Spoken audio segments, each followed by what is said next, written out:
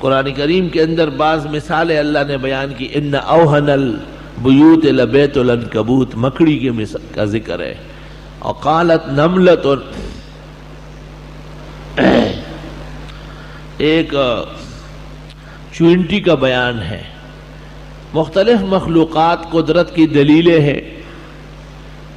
بعض مفسرین کہتے ہیں کہ رب العزت نے جب ان چھوٹی چھوٹی مخالوق کا ذکر کیا تو بعض لوگوں نے اعتراض کیا کہ اللہ کی شان بلند و برتر ہے کہ وہ اتنی چھوٹی چھوٹی چیزیں ذکر کر لے۔ اگلا مضمون اس پر آیا ہے کہ یہ چھوٹی مخلوق یا اس سے بھی چھوٹی یا اس سے بھی بڑی، یہ بھی اللہ کی قدرت کی نشانی ہے۔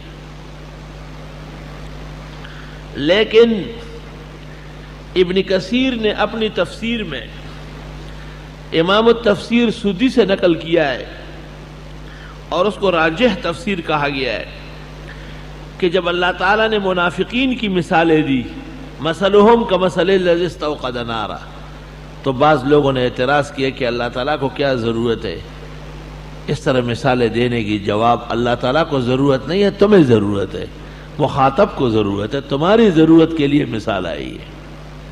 ان اللہ لا یستحی ان یضرب مثلا، بے شک اللہ تعالیٰ حیا نہیں فرماتے بیان کرنے سے مثال، بعوضۃ، مچھر کی، فما فوقہا، یا اس سے بڑی، جیسے ذباب مکی ہے، تتیہ ہے، یا فما فوقہا فی الصغر، جیسے کہ معنی القرآن میں فرا نے کہا ہے، یا اس سے بڑی یعنی چھوٹے پن میں بڑی، جیسے مچھر کا پر۔ ان اللہ لا یستحیی، بے شک اللہ تعالی حیا نہیں فرماتے۔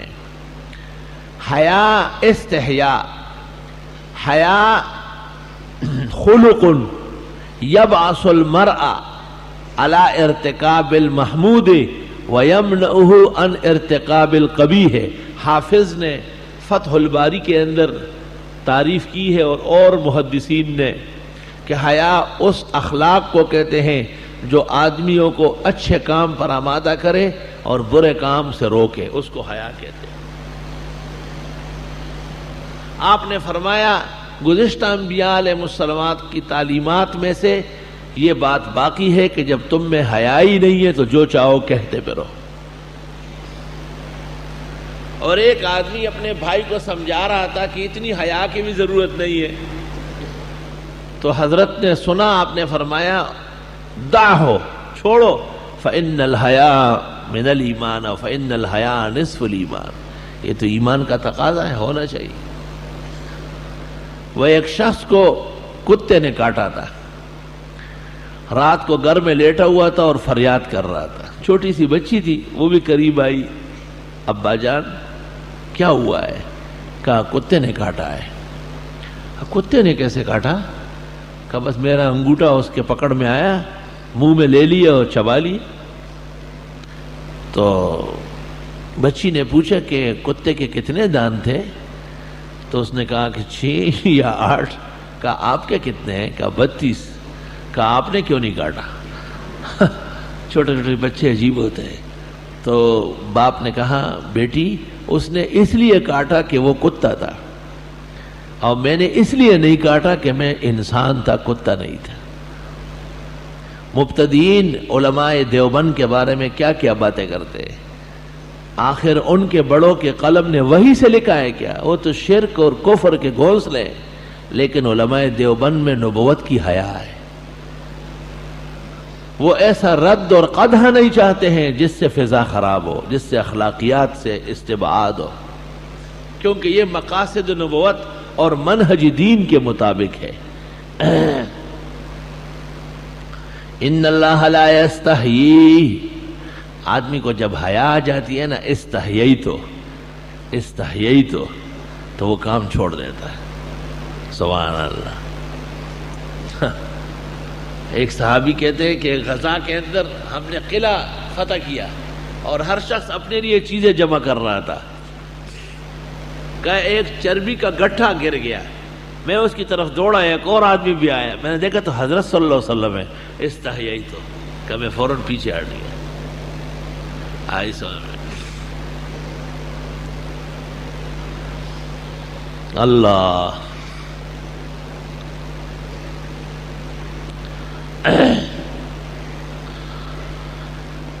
بے شک اللہ حیا نہیں فرماتے، یعنی لا یترک الفعل، حیا کا نتیجہ کیا ہے؟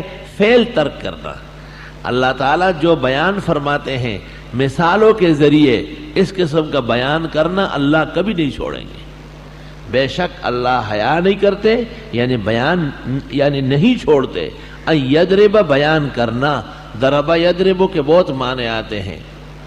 ضرب اللہ مثلا کلمۃ طیبہ بیان کے معنی میں، اذا ضربتم فی الارض چلنے کے معنی میں، اور فضربوا فوق الاعناق مارنے کے معنی میں، سب کی آواز ہے۔ بے شک اللہ نہیں چھوڑتا بیان کرنا مثال کوئی سی بعوضۃ مچھر کی، فما فوقہا یا اس سے بڑی، وجود میں بڑی جیسے مکی، تتیا یا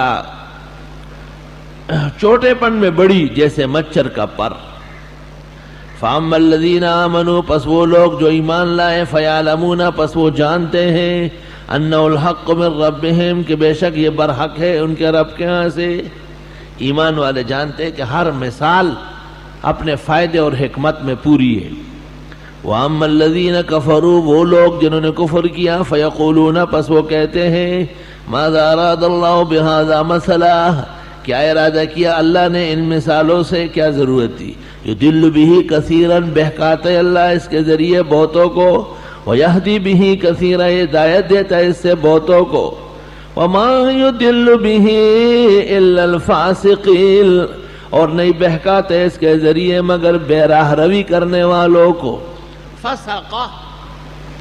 فسقا جب چھلکے سے پھل باہر نظر آ جائے، چھلکا پھٹ جائے اور پھل نظر آ جائے تو عرب کہتے ہیں کہ فسقت القشرہ، فسقت القشرہ یعنی چھلکا پھٹ گیا۔ فاسق کو فاسق اس لیے کہتے ہیں کہ وہ شریعت کی حد توڑتا ہے۔ فسق کا اطلاق صغیرہ سے لے کر کفر تک ہے، فسق کا اطلاق صغیرہ گناہ سے لے کے کفر تک ہے۔ وما يضل به الا الفاسقین اور نہیں بہکاتا ہے اس کے ذریعے مگر فاسقوں کو، حدود شرع توڑنے والوں کو۔ الذین یہ وہ لوگ ہیں ینقضون عہد اللہ جو توڑتے ہیں اللہ کے عہد کو، من بعد میثاقہ اس کے پختہ ہونے کے بعد۔ ایک وعد ہے، وعدت زیدن یا وعدت زیدن وعدہ ستاو زمان چے پہ وعدہ وہ بیگا پا آگا کنڈو اورو لگے دینا۔ ایک عہد ہے، عہد کئی افراد کے درمیان ہوتا ہے، اور ایک میثاق ہے وہ پوری قوم اور ملت کا ہوتا ہے۔ میثاق آقد من العہد، والعہد آقد من الوعد، والوعد آقد من القول۔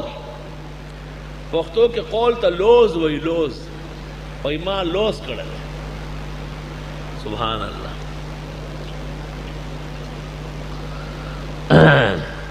فاسق وہ لوگ ہیں جو توڑتے ہیں اللہ کے عہد و پیمان کو، من بعد میثاقہ اس کے پختہ ہونے کے بعد۔ حدیث شریف میں ہے لا ایمان لمن لا امانت لہ ولا دین لمن لا عہد لہ۔ جس شخص میں امانت داری نہیں اس میں ایمان نہیں، اور جس شخص میں عہد کا پاس نہیں ہے اس کا کوئی دین نہیں، بے دین آدمی ہے۔ وَيَقْطَعُونَ مَا أَمَرَ اللَّهُ بِهِ اور توڑتے ہیں وہ جو حکم دیا اللہ نے اس کے بارے میں، ان یوصل کہ جوڑ دیا جائے، صلہ رحمی۔ اللہ نے حکم دیا ہے کہ جوڑ دو یعنی سنت کا اتباع کرو، اور یہ توڑ رہا ہے یعنی بدعت کر رہا ہے۔ اللہ نے حکم دیا کہ جوڑ دو یعنی توحید کا عقیدہ مان لو، یہ شرک کر رہا ہے۔ وَيُفْسِدُونَ فِي الْأَرْضِ اور کوحرام مچاتے ہیں ملکوں میں۔ اولئک هم الخاسرون یہ لوگ گھاٹے والے ہیں، سخت نقصان میں، سخت تباہی میں ہے۔ خاسر خسارہ، نقصان، گھاٹا۔ کیف تکفرون باللہ کیسے کفر کرو گے اللہ کے ساتھ، وکنتم امواتا اور تھے تم مرے ہوئے ہیں، تھے ہی نہیں، فَأَحْيَاكُمْ بس اللہ نے تم کو زندہ کیا. وَكُنْتُمْ أَمْوَاتًا فِي بُطُونِ أُمَّهَاتِكُمْ وَأَصْلَابِ آبَائِكُمْ ماں کے رحموں میں اور باپ کی پشتوں میں کہیں ہوں گے. فَأَحْيَاكُمْ پس اللہ نے تم کو زندگی دی. ثُمَّ يُمِيتُكُمْ پھر وہ تم کو مارے گا. ثُمَّ يُحْيِيكُمْ پھر وہ تمہیں جلائے گا یعنی زندہ کرے گا. ثُمَّ إِلَيْهِ تُرْجَعُونَ پھر اسی کی طرف لوٹائے جاؤ گے. مرے ہوئے تھے پیدا کیا یعنی ماں کے پیٹ کی جو زندگی ہے وہ میت کی زندگی ہے اور دنیا میں پیدا ہونا احیا کو. پھر تمہیں مارے گا یعنی قبر میں جاؤ گے. ثُمَّ يُحْيِيكُمْ پھر تمہیں قبری زندگی برزخی زندگی اخروی زندگی عطا ہوگی. اس کے بعد کوئی موت نہیں ہے. ثُمَّ إِلَيْهِ تُرْجَعُونَ قیامت تک وہی زندگی رہے گی. تو یہ کہنا کہ ایک دفعہ جب موت پر تعلق ٹوٹا ہے روح کا جسد سے دوبارہ قیامت سے پہلے نہیں ہوگا کذاب نشر مفتری علی اللہ و رسولی. قرآن کہتا ہے میں وہ تمہیں مارے گا تو زندہ بھی کرے گا اور اس پر متواتر احادیث موجود ہے کہ مردے کو جب قبر میں رکھ دیا جاتا ہے ان العبد اذا وضع فی قبرہ اتاہ ملکان فیجلسانہ بخاری ویقعدانہ صحیح مسلم کتاب الجنائز